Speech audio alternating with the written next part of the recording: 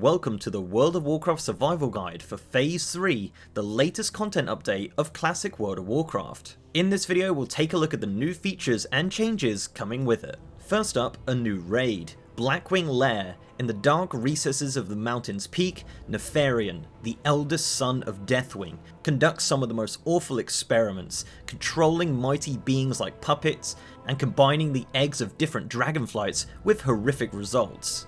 This 8-boss raid will take players deep into the Blackrock Mountain to take on powerful foes.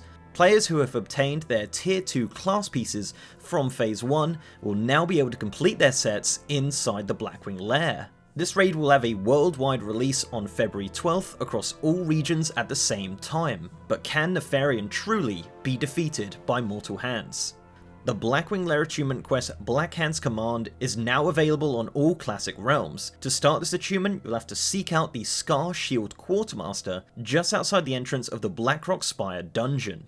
Also, because of the release of the Blackwing Lair raid, those lucky few who were able to obtain the 2 bindings of the Windseeker from Molten Core will now be able to complete their quest to defeat Thunderand the Windseeker and obtain the legendary sword, Thunder Fury Blessed Blade of the Windseeker.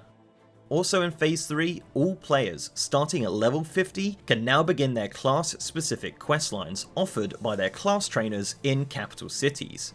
These quests will take your character on an adventure across the world and will conclude in the Temple of Atul Hakar with a choice of 3 powerful class-specific rare items. The Argent Dawn, Thorium Brotherhood, Timbermoor Hold, Silverwing Sentinels, and the Warson Outrider faction vendors will now offer reputation reward items that were added in patch 1.6 and 1.7 of original WoW. Players who have completed the quest Hands of the Enemy in the Molten Core raid and who have reached revered reputation with the Hydraxan Waterlords may now obtain the Eternal Quintessence from Duke Hydraxus. This item is used in the Molten Core raid to douse the runes of the Firelords, but remember, it has a 1-hour cooldown. And finally in Phase 3, a gathering of the exotic from around the world and beyond. Silas Darkmoon has brought together the Darkmoon Faire as a celebration of the wondrous and mysterious found in Azeroth. While the fair spends most of their time in parts unknown, they do stop by from time to time in Mulgore and the Elwyn Forest. When the fair is on its way, Barkers will stop by Orgrimmar and Ironforge to announce its arrival.